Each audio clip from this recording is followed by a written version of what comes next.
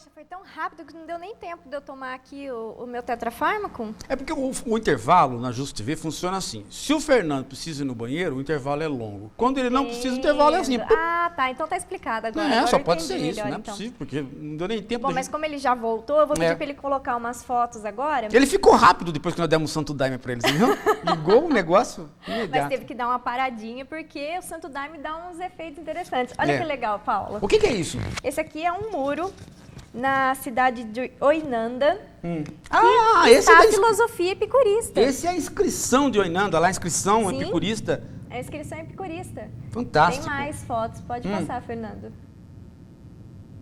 É muito interessante você ser um escavador e de repente você começa a encontrar toda uma filosofia nos muros de uma cidade perdida. Mas isso é interessante pelo seguinte, né? Porque, veja, é como se é como se você tivesse epicuristas na cidade, pichadores. Exatamente. Não, é exatamente isso, porque, veja, ninguém faz filosofia. Vândalos. Não é um filósofo que fez filosofia no mundo. Não. Isso aí é adepto. São adeptos. E acredita-se que foram muitos séculos depois. Exato. Sim, é romano, não é romano isso aí? São acredita que seja entre 300 e 500 anos depois olha de Epicuro. Olha lá um anfiteatro. Isso é um anfiteatro, não é legal? Anfiteatro epicurista. Esse é um anfiteatro epicurista. Tipicamente Aí já tem as fotos na cidade de Herculâneo, na vila de Papri.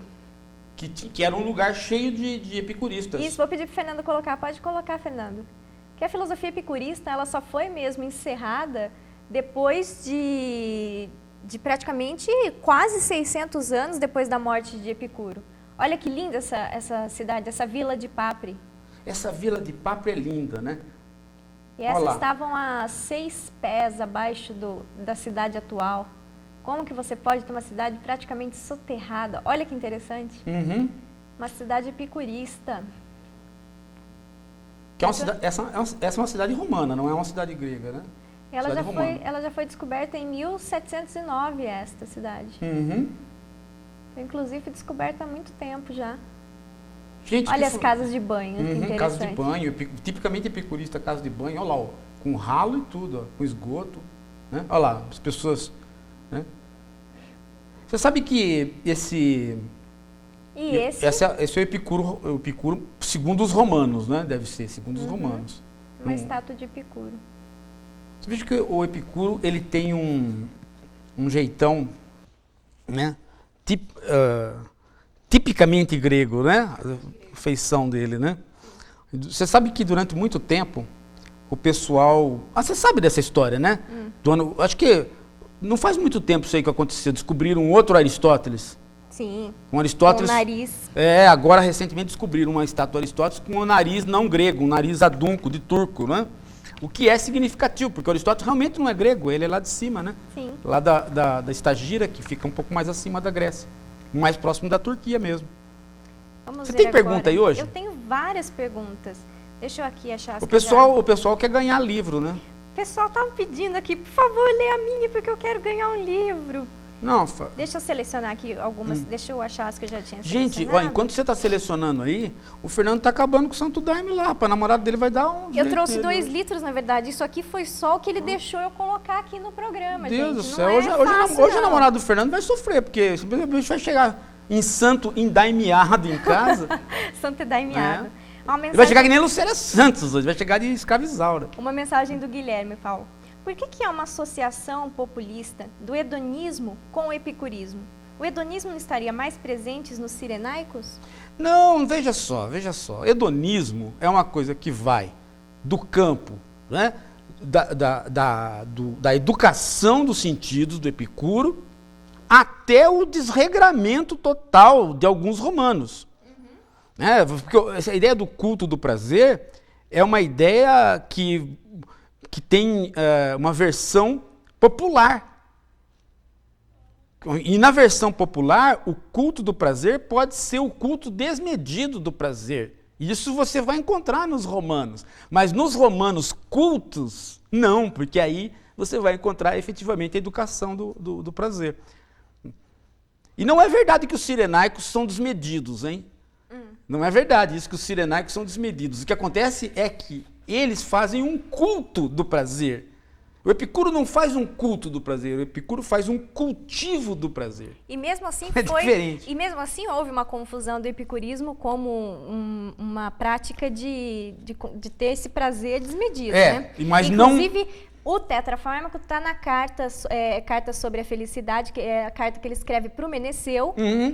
E é lá que a gente encontra falando sobre o tetrafármaco, que ele escreve essa carta para o Meneceu para tentar explicar a situação. Falar, olha, aqui não é uma zona, não é um cultivo aí absurdo. Para você ver que a deturpação do epicurismo se dá com o Epicuro ainda vivo, pelos seus detratores. E aí que ele escreve a carta Muito Meneceu. provavelmente os estoicos. Sim. Né? Muito provavelmente os estoicos. Isso é interessante dizer, porque muita gente pensa que são os cristãos que foram detratores do Epicuro, mas não são os cristãos, porque os cristãos, de certo modo, absorvem o epicurismo. Tanto é que boa parte do que a gente sabe sobre Epicuro é de papiro descoberto dentro do Vaticano, né? Até porque a filosofia epicurista, ela é uma filosofia prática, né? Ela é uma filosofia de vida que ele praticou junto com outras pessoas e num lugar diferente do que acontecia na Grécia. Ou seja, com participação de mulheres, com participação indiscriminada de pessoas, né? Não precisava ser ali um cidadão, não precisava ser uma pessoa importante para estar participando do Jardim de Epicuro. Todo mundo que quisesse fazer parte era bem-vindo, né? Só que não é uma escola. Não é uma escola. Não é um lugar que você vai, tem um aprendizado e sai. É um lugar onde você vive. Então, talvez o jardim ele comprou para as pessoas viverem como amigos e não como alunos. Talvez até como uma dessas comunidades. Uma comunidade dessas que a gente até tem hoje em dia, diferenciada. É uma comunidade. Epicuro é uma comunidade. O Jardim de Epicuro é uma comunidade. Não é uma escola como o Ateneu, como o Liceu ou como a academia. É uma comunidade. Então, talvez por isso que tenha... Por isso mesmo que você... Por exemplo, a academia você só tem uma. Sim. O Liceu só tem um. Mas os Jardins de Epicuro você pode ter vários, mesmo depois que o Epicuro morreu. Porque você pode recriar as condições do jardim. Né? É uma vida, né? É uma filosofia prática. Uma filosofia prática. Para se buscar a felicidade e diminuir a ansiedade. Ansiedade. Paulo, tem uma pergunta do Ivan. Fala assim, Ivan Cláudio Mendes, por favor, mande seu e-mail para depois você poder ganhar livro, tá? Manda uma mensagenzinha aí com seu e-mail. Então ele fala que ele não vê o Epicuro como ateu. E muito pelo contrário, se pensar de uma maneira mais reflexiva, dá a entender que ele está muito mais para o espiritismo do que para o ateísmo. Daí a busca pela felicidade e a evolução do espírito. Não, evolução do espírito nesse sentido do nosso espiritismo hoje, em hipótese alguma. Né? Porque, veja, não há espírito no Epicuro. O Epicuro é materialista mesmo. Né? Os deuses, por que os deuses não incomodam? Porque eles estão na crença dos outros. Tá? Eles estão na crença dos outros. Então, na crença dos outros, esses deuses estão lá. Eu não vou me incomodar com a crença dos outros. Por quê? Porque eu não tenho que criar problema com a crença dos outros. O primeiro remédio é para você deixar os deuses de lado, porque os deuses já deixaram você de lado. Mas não é um sistema de cultivo espiritual. O sistema de cultivo espiritual é o estoicismo. Aí sim, o mundo como um todo é um nous, é um espírito, né? No Epicuro, não. A física do Epicuro não permite isso. Paulo, e o Murilo pergunta se com a adesão do cristianismo como religião oficial do Império, essas escolas filosóficas helênicas foram perseguidas? Elas foram fechadas. Na época do Justiniano para frente, não são só os oráculos que são proibidos. Também as escolas vão começar a serem fechadas e abolidas. Isso não significa que o saber delas é jogado fora. Por quê? Porque a formação dos padres da igreja é grega. Tanto é que a Bíblia é grega. Né? Então essa primeira, segunda, terceira, quarta, até quinta geração de formação intelectual dos padres da igreja, dos fundadores da igreja, é helênica. Né? É helênica. Paulo, e não é só romano. A gente tem que lembrar o seguinte, que o Império Romano é invadido pelos bárbaros, os bárbaros se tornam imperadores, eles não extinguem o Império Romano, eles se tornam imperadores do Império Romano, Eles se convertem ao cristianismo, mas muitos deles já haviam sido educados no helenismo. É uma confluência de formação que vai se dar aí. Até porque a filosofia epicurista não é tão longe do cristianismo. Na questão, Dá da, pra você na questão da educação dos sentidos. Na questão da educação dos sentidos. Dá para você acomodar o cristianismo muito porque bem veja, aqui. ó, você veja só como a questão é interessante. O cristianismo fica no meio do estoicismo e do epicurismo, porque o epicurismo está mandando educar os sentidos no culto do prazer, no cultivo do prazer. O estoicismo está mandando educar os sentidos na restrição ao prazer. Ora, o que o cristianismo está fazendo aqui no meio, se não, né, beber nas duas fontes para poder cumprir a máxima, que é esperar o reino dos céus? Né, que aqui na terra não você vai ter nada. Então, ele oscila nessas duas pontes aí. Certo. Aí o Yuri está aqui desesperado porque ele quer livro e ele quer que lê a pergunta dele. Pode deixar, Yuri, já vou ler a sua pergunta. Ele quer saber o seguinte: se a felicidade para o Epicuro é uma coisa tão simples, por que nós não somos felizes? Porque a felicidade para o Epicuro é simples, por quê? Porque ele sabe enxergar onde é que estão as coisas que ele precisa.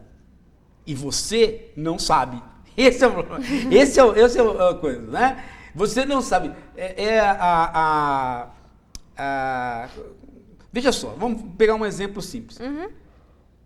Tem gente que fala assim, eu não leio porque eu não tenho dinheiro para comprar livro. Isso é uma bobagem, né? Sim. Por quê? Porque você tem livro muito barato em banca, você tem livro muito barato na internet, e você tem livro de graça na internet, e você tem sebo. Quer dizer, existe uma... Você tem as livrarias também, onde você pode sentar ali na livraria e ler livro o dia inteiro. Agora, você tem bibliotecas, amigos. Se você gosta de ler, então você vai enxergar um local que tenha livro barato para você, ou até de graça. Sim. A gente encontra aquilo que a gente quer no mundo, mas para isso a gente precisa realmente querer, porque se a gente realmente quiser, a gente vai conseguir enxergar.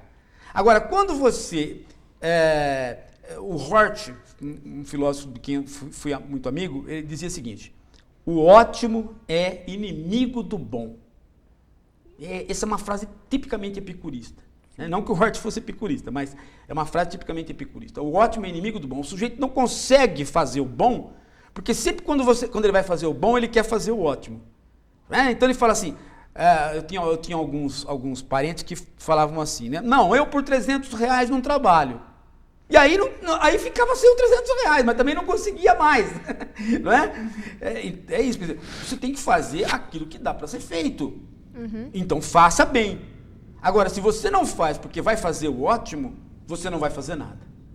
Então o Epicuro, ele tenta mostrar para você que está na sua mão o bom. Já está na sua mão o bom. O problema é você saber educar os sentidos para poder curtir aquilo. E não falar, bom, isso não me serve porque eu quero aquilo lá. Não é sonhar pequeno. O Epicuro não manda você sonhar pequeno. Ele manda você sonhar grande.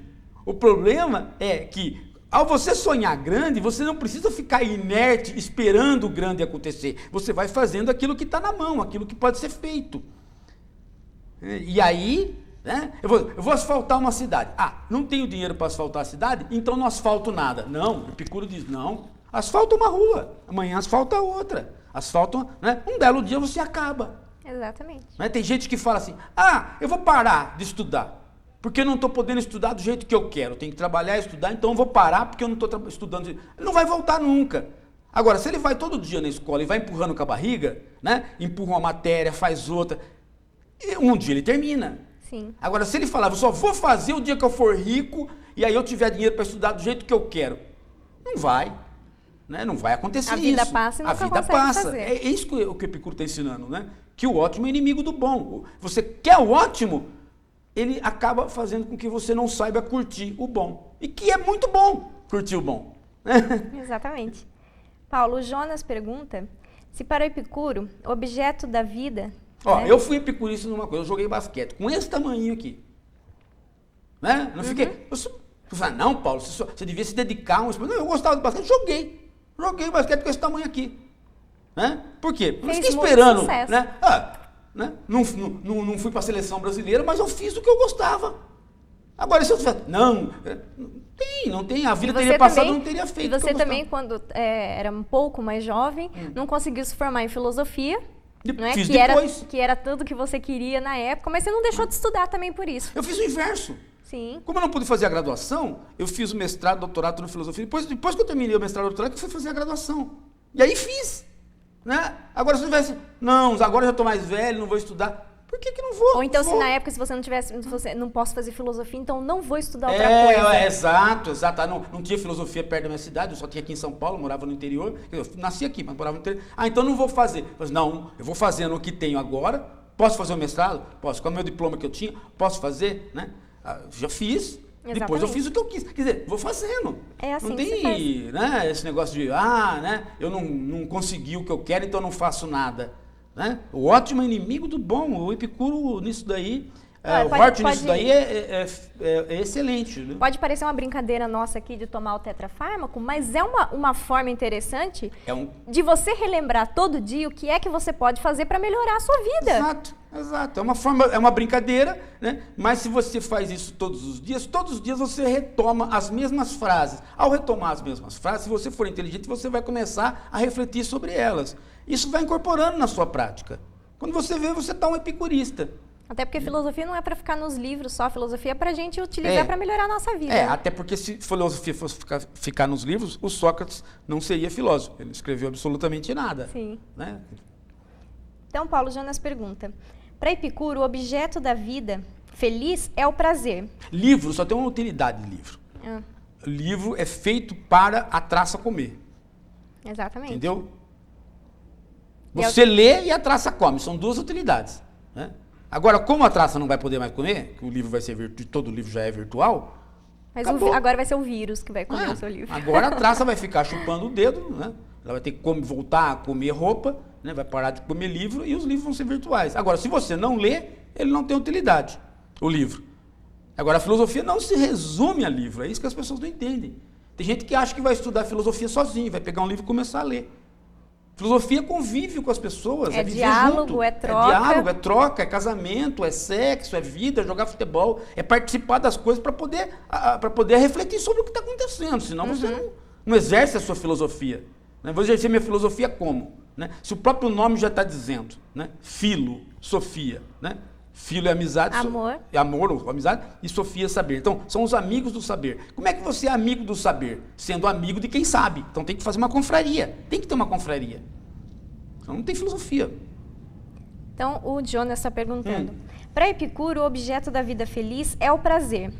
Mas o prazer que eu procuro não é o mesmo prazer que o outro indivíduo procura. Então...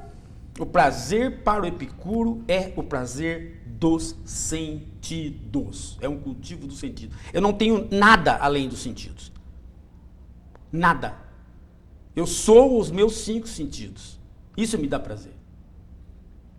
Agora, como é que eu vou veja só, tem gente que você convida para tomar um vinho. O cara pega o vinho e vira como tequila. Sim. Não tem quando você não convida mais. Né? Por quê? Porque ele não sabe que a língua tem as papilas gustativas diferenciadas. Num lugar você sente o doce, no outro lugar você sente o salgado, no outro lugar você sente o azedo. Então, isso o que é? Educação do paladar. É uma educação de um dos sentidos. É isso que eu cultivo. Não é ser fresco, é cultivar e tirar prazer de tudo que você tem na sua vida. Exatamente. Né? Tem gente que come chocolate. Né? E não aí, porco mastigando. Come chocolate, come chocolate. Aí você compra um Ghirardelli para ele, um chocolate Ghirardelli, traz lá dos Estados Unidos e entrega pro cara, o cara engole o chocolate. Você nunca mais entrega. Né? Porque quando você entrega um Ghirardelli para ele, é para ele ficar degustando aquilo, porque é cacau puro. Né? O cara não vai botar açúcar ali. Então ele tem que fazer. Né? Não é para qualquer um. É diferenciado. Não é para qualquer um.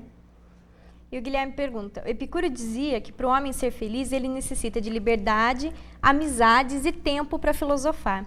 Esse ócio criativo seria no sentido do de Domênico de Massi?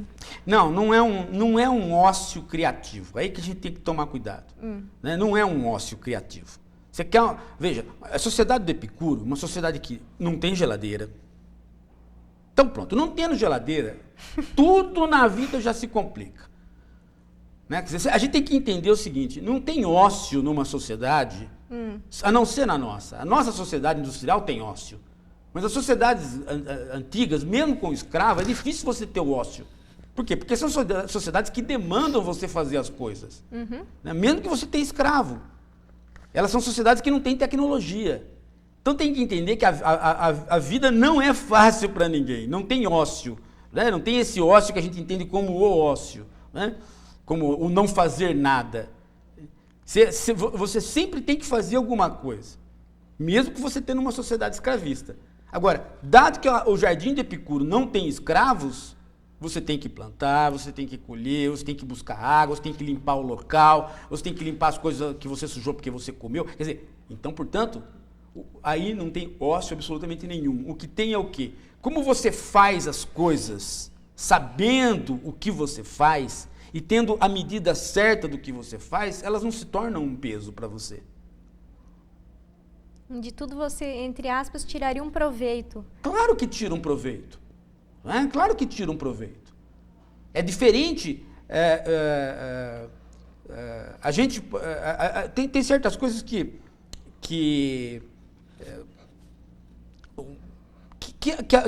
a gente teima em não entender. Né? Essa ideia da educação dos sentidos é uma que a gente teima em não entender. A gente está tão voltado para uma educação onde os sentidos foram deixados de lado que a gente acha que os sentidos são naturais. A gente acha que escutar música é uma coisa do tipo assim, eu gosto de uma música, você gosta de outra. Não, escutar música é uma educação. Você tem que educar o ouvido para poder entender um instrumento. Então, educa o ouvido. A mesma coisa o olhar. Né? Você olhar para um quadro e poder ver beleza nele é uma educação. Teu pai tem que ter levado você para ver quadros, para ensinar a olhar. É o que você falou, né? De ir para a Europa. Senão você não vai cultivar. A mesma coisa é o paladar, a mesma coisa é o cheiro. Você chega lá, a pessoa dá uma essência para você cheirar. Aí você passa o café para tirar, né, o primeiro cheiro e cheira o outro. Tem gente que cheira 10, né, depois vai na farmácia e compra um avanço. Por quê? Porque é uma anta de quê? De faro. Tem o faro não educado. Exato. Né? Não sabe diferenciar faros. Do mesmo jeito que tem gente que não sabe diferenciar notas musicais. Por quê? Porque não foi educado. Os sentidos não são naturais, os sentidos são construídos historicamente por educação. Isso é novidade que eu estou falando? Não, não é. Não é. Não é nenhuma novidade, a gente sabe. É por isso que tem que ter música na escola, né? É por isso que tem que ter artes na escola. Né? Talvez falta pequenas observações do nosso dia a dia. Talvez pensar um pouquinho em tudo que a gente faz no dia a dia e tentar tirar prazer e proveito disso, né? É a velha e boa história de você conseguir ver pessoas que foram interrompidas em algum sentido. Pessoas que perderam a mão, ou perderam o pé, ou perderam o faro, né? Perceber como que elas conseguiram educar outras partes para poder substituir. Aí você entende que o sentido é educado. Sim. Né? A hora que você vê um cara pintando com a boca, você fala, puxa vida, né? Agora eu estou entendendo o que é educar um sentido, quer dizer, educar a cabeça para ela poder se movimentar com uma mão.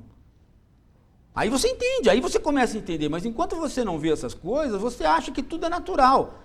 Né? E as coisas não são naturais. E você educa os sentidos depois de velho também. Eu tenho várias coisas que eu não fazia com a mão esquerda e que agora faço. E isso aconteceu depois dos 40 anos. Precisei fazer isso. Né? E o Murilo pergunta, quais os aspectos do epicurismo que foram absorvidos pelo cristianismo? Os aspectos de educação dos sentidos, todos eles foram. Porque você tem uma boa parte de cristãos onde a questão não é se privar do prazer. A questão é saber usar daquilo que você tem no mundo. Não é verdade. Por exemplo, você tem uma série de... Você tem uma interessante que você tem no cristianismo algumas correntes, né, algumas correntes que se retiram do mundo.